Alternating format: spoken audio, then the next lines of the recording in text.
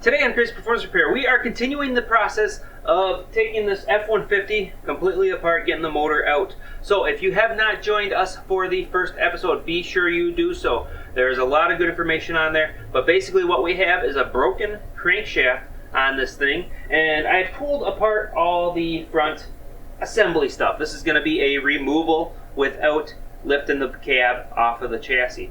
So this is a unique way of doing this project. I'm doing this on purpose to make sure that I get everybody covered for people who don't have the ability to pull the cab off of the frame. Stay tuned and we will dig into this pickup a little bit more.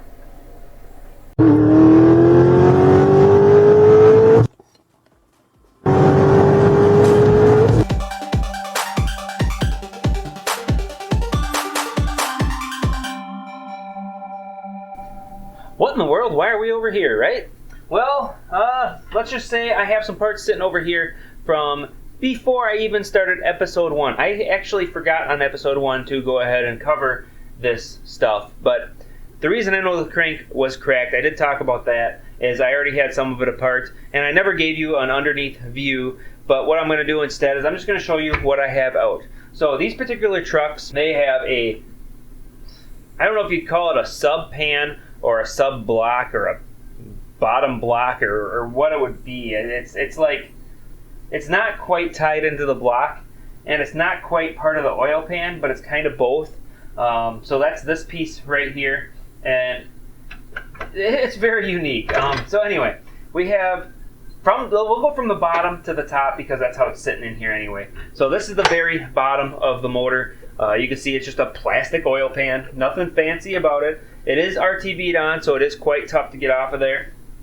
And I'll cover that when I have the engine on the stand to go over how I want to remove this thing. But it was very, very sketchy, and I was afraid I was going to break it. These things have a plastic drain plug on them. It's kind of a unique drain plug. I think Ford's the only one with it, but it's just it's like a quarter turn drain plug that just, there it is. So right there, it's like a quarter turn, maybe a little more than a quarter turn, and it's latched into place, and that's all there is to it. I don't like this idea, and I do. I mean, practical reasons, it is very easy to change oil on it. However, I would not want to make anybody upset with me, let's put it that way, because if I owned one of these trucks, somebody could easily just crawl underneath and go pop this thing out and take off. It would not take much at all. So, little side note on that. So there's that guy. This is the oil sump on this truck. Oop. Now, for the GM owners out there, this thing is massive compared to the GM oil sumps. You can see the size of this too. We look compared to my thumb. My thumb is about an inch wide. I just use that when I need to quick measure something, how big something is. I just take my thumb and go across. So the hole here is about an inch in diameter, inside diameter, which is pretty impressive size hole. However, the strange thing to me is the size of this sump pickup. It's actually rather small. So it's kind of interesting. The GM has a bigger sump pickup. This one has a bigger tube. I don't know what the purpose of that is. I don't know if there's some reason for that, perhaps. I don't know. That's interesting to me. I'd imagine these things require quite the oil. Now I broke it.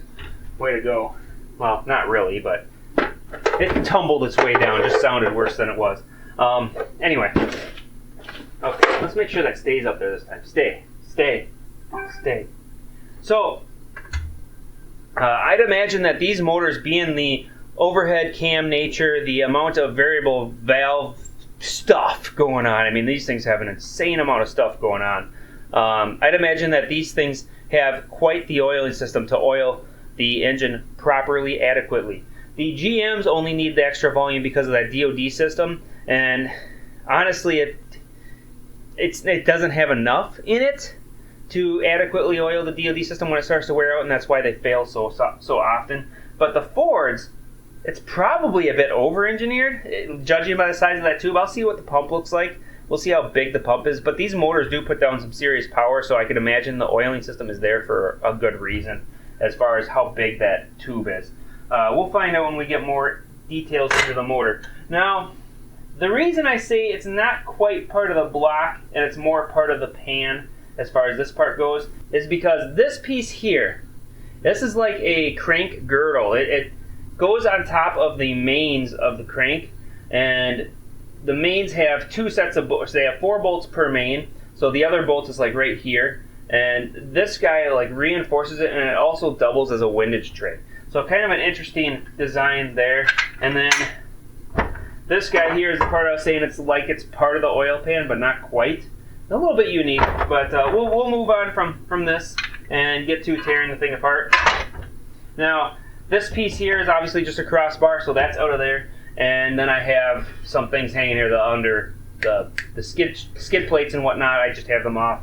But let's go ahead and get to getting this motor pulled. I have to disconnect some of the main pieces. And as you can see, I am disconnecting things like the wires for the wiring harness. I'm going to go for any kind of motor mounts, take the belts off, take the AC compressor off. I'm going to take all the little stuff out of the way that's left, which is not very much. I'm also going to be disconnecting the fuel system. As far as the low pressure side of it goes, I'm going to try and avoid messing with the high pressure side so I don't have to replace any lines. And with that, let's go ahead and get moving on this project. Make sure we get it done. And once I am to a point of ready to pull this motor, let's see what it really looks like out of the vehicle. And you can see this, I mean, like I talked about in the previous episode, this thing has a ton of engine room inside of it. So, alright, so you can see I've been wasting a bunch of time disconnecting a whole ton of electrical connectors. In reality, I never should have even done that. What I should be doing is going to these master connectors here right at the computer, the main engine computer, and disconnecting the master connectors, because it turns out that the wiring harness goes in the back of this motor. I completely forgot about this. I should have remembered. The last one I did the same exact thing. I started disconnecting all the little connectors, and then I just pulled the harness with the motor after all anyway. So it's funny how I repeat history over again, but it has been a while since I did one of these motors, so whatever, is what it is. I'm going to go ahead and disconnect the main harness right here. I'm just looking this over. It's like, well, that's pretty obvious. I mean, it's pretty darn easy to do. So I'm going to go ahead and do that, and then we will finish getting this motor out of here, because this is going to be the much easier way to pull this thing out, just doing that. So I think this one also might come over to that too, but I guess we'll find out when I get there. So I'm going to get the main motor mount bolts out. They're 2 very large bolts, and this does have to come up a ways to clear it, and then I can move it forward. Once I do that, this motor should pretty much be out, aside from the bell housing and torque converter bolts. So I'm going to do that next, after these 2 large motor mount bolts. And I don't know if there's a real way for me to show you guys the majority of that, but I'll do my best to give you guys a visual of what I'm doing with those. So you can see I have that whole bottom section off, and this is the crank, exposed section of the crank here. And let's just go ahead, and hopefully that part of the crank that's broken is visible, and it is. So that part of the crank is visible. You can see the brake right here, and then the brake, maybe, there we go. There's a brake right up here as well. That brake goes all the way around, and it actually separates this section of the crank here to this section of the crank. So when I pull this out, it's going to come out in 2 pieces. There's no question about it. When I turn it back and forth with a ratchet, you can see the flexing going on in here. So it's definitely a problem. Now, this system here, right now, I can remove these easily, but had I not pulled that part of the pan off, these would not be easy to access. So when I put it together, I'm going to have to prep for that, which means I'm going to have to set it up so that I can access it through the starter hole. So I'm going to go ahead and pull the starter. I might as well anyway. And then once I pull the starter, you can't see it. There's a hole right here. That's because there's a bolt head on the other side here. So I'll have to get at that bolt to take that part of the bell housing loose. And then the rest of the bell housing bolts will look like this one here, where I can access it fairly easy, just going all the way around. And then of course I will have to disconnect the exhaust from the turbos as well. So not a big deal. Overall, it won't be too bad to do. And we'll go ahead and pull this thing out the rest of the way on this episode, and then we'll probably call it quits for the disassembly later. So I'm pretty close to the point where I'm going to be pulling the motor out. I have 1 bolt in the bell housing. I have everything lifted up. Now, in order to get it lifted up to the point of where I can clear the engine mount area, I actually put it on a jack stand. So I put the block on the jack stand. I use the jack stand to go across the mains. Now, I don't know what I would do if I didn't have the oil pan off. I'd probably have to. There's a plastic transmission pan right here, so I couldn't go there. And there's a plastic engine oil pan, so I couldn't go there. And I'm putting the blocks right here, so I wouldn't be able to go there. So in order to lift this up while I lower the vehicle down onto the jack stand, I would have to put this jack stand somewhere else.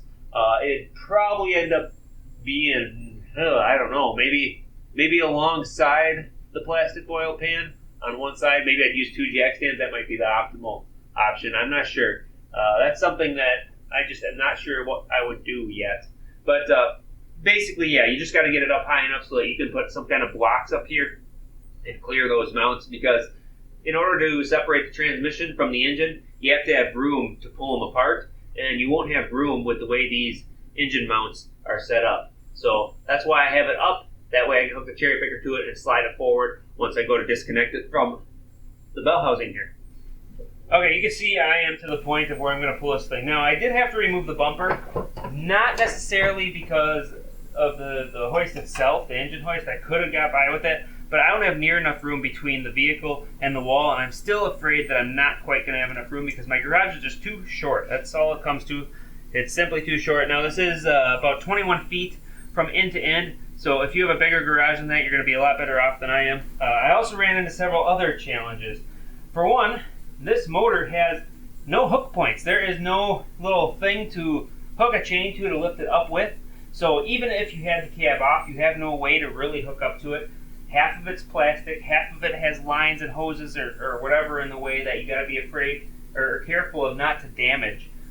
You can see I'm using a strap here. Now, this is not your typical strap. This is actually a strap with a little more reinforcement. It's a little bit thicker than the usual strap. So on top of that, I can't use a chain because I would break the plastic that is all over the place in here. The valve covers are plastic. The valve covers on this 3.5, so the older versions I don't think had this. I think it went straight to the aluminum, but these valve covers are also part of the intake runner. There's a real narrow area that goes right onto the intake runner, which is built into the head. And then you saw me pull the top part of the intake off.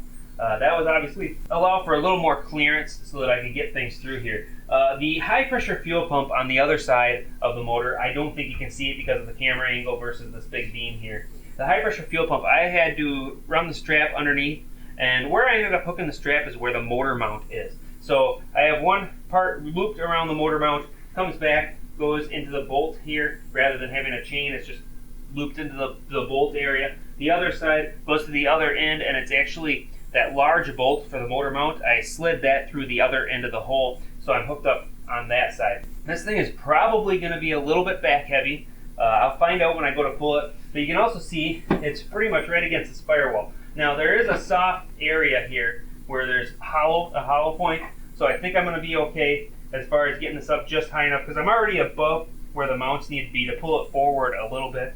Once I pull it forward, I should be able to lift it up a little bit higher and then get it out of here. I am a little concerned about the strap, but I don't think it's going to move. It's kind of close to the edge.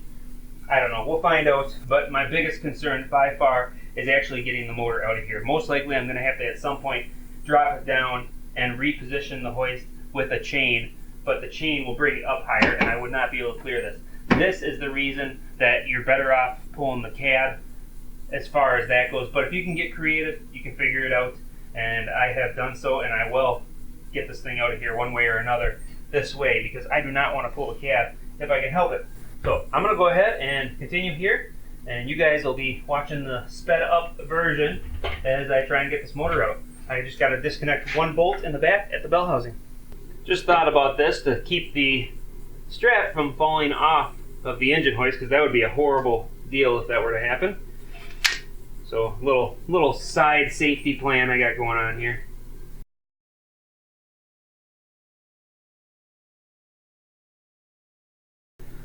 Well, by now you've figured it out. It's it's a little unsafe, a little unsettling. You saw me put this guy on the opposite direction because it started to slide down from the slope this thing's at, and now I'm to the point where it's starting to come across the valve cover, where it's just about to touch this little deal on the valve cover. I could take that off, but then it'll hit the connector on the high pressure pump there. I really don't want to go much higher than this, but I'm going to have to.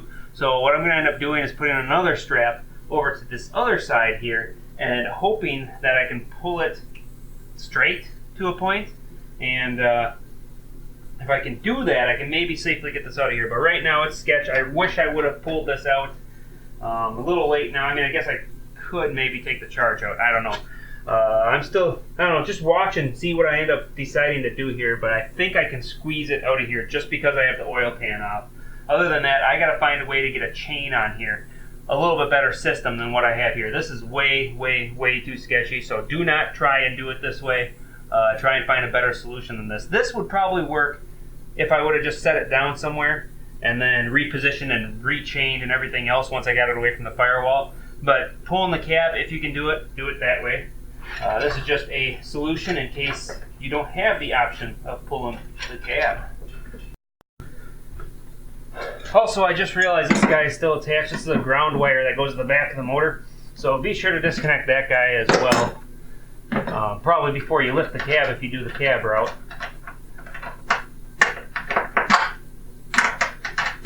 But I just thought of something that's going to work a lot better for me. Rather than lift the hoist, I have some room to lower the truck. So I'm going to go ahead and lower the truck. I don't know why I'm lifting it so high. Okay, well, if that wasn't nerve-wracking, I don't know what was. But I have to take this flex plate off here, and then I can go ahead and get this thing on the engine stand. I might as well maybe pop this guy off of here quick before I attempt to put it on the engine stand. Alright, once I have this thing up on the engine stand, I'll get you guys right back. Alright, we are out and on the engine stand. I'm dripping a little bit of oil. I should probably throw a quick hand under that. Alright, anyway, so I'll get I have an actual thing that goes across the stand. So this guy here, it's a motor. It is. It ran. It still would run, but it's definitely broken. So let's get started on repairing this thing. But I kind of wanted to give you guys a little walk around on this motor so that you guys can see what an EcoBoost motor looks like out of the vehicle and get an idea of what's going on. I'm going to cover a couple of quick little details on these motors that's a little bit unique and different compared to other motors. Let's start with the flywheel, crank sensor, things like that area, because it's a little bit different how they did it on this particular motor, and I want to make sure you're aware if you happen to be doing this job what you're going to have to do to get that off of here. So you can see I have a little pile of parts here. These are the bolts that hold this rear main seal cover on. Now this rear main seal cover is a piece of tin. Normally this isn't a big deal, but considering it's RTV'd into place, it makes it a challenge not to bend it while you remove it. So be very cautious not to bend this thing while pulling it off, otherwise you're going to have to replace it. It's a pretty cheap product, pretty cheap part as far as its build quality goes. I don't know if you were to replace the rear main seal, if you can do just the seal, or if you have to replace this whole thing yet. I have not looked into that. I did notice the crank sensor's position. So this is a very unique design.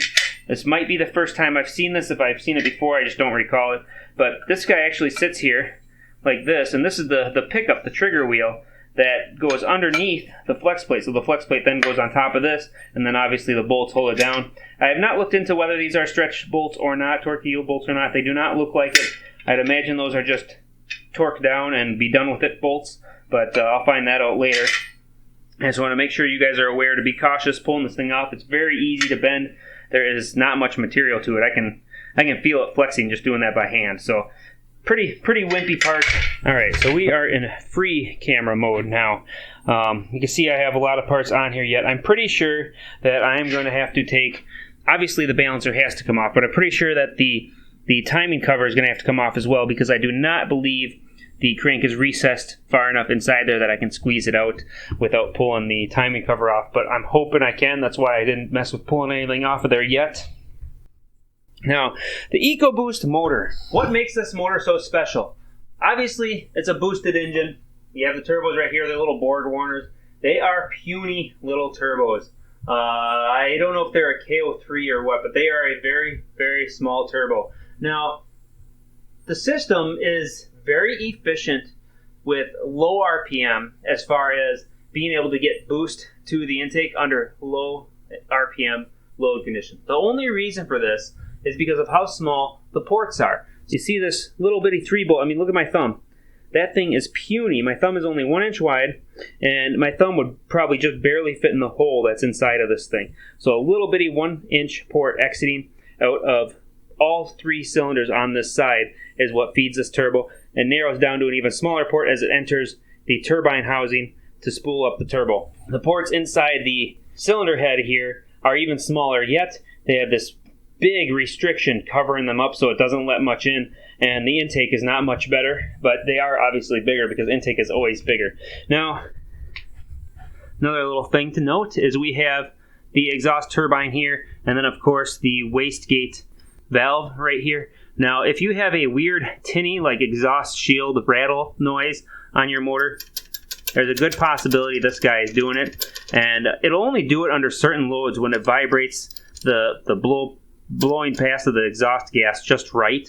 It'll vibrate this thing and make a really unusual, annoying sound. So just be aware that it's not like it's gonna fall apart on you. It's just super annoying. But these turbos are prone to failure as well. The ceramic ball bearings, I guess, give out.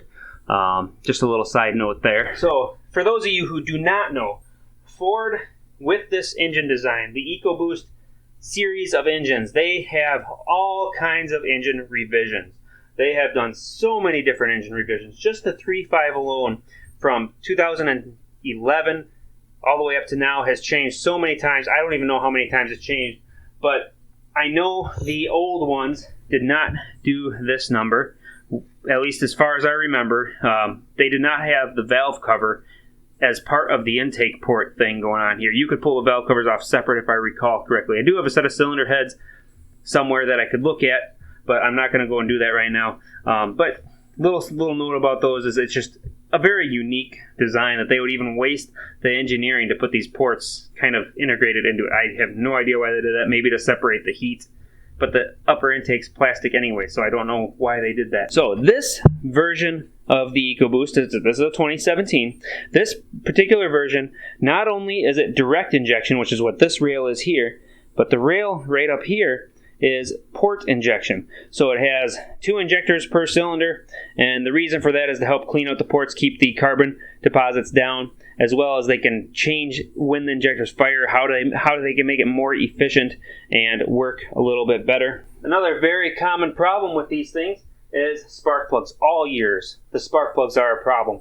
They will crack the little porcelain inside the spark plug electrode area, start arcing, and not fire the plug very good. So under load, you'll have a cracking, popping, misfire thing going on, and usually that's the plugs. These are some motors that if you're putting it under a lot of stress and a lot of abuse, you may have to change plugs out every 10 or 15,000 miles, which is absolutely stupid when they're a platinum plug. So, or iridium. Platinum, iridium, I don't know. They're a fancy plug, regardless. So, just change them on a regular basis. It also helps with fuel economy because these things are so prone to having weird plug issues that you don't even notice until it's so bad that they're completely shot. So make sure you change your plugs often. And yeah, so we got the motor out.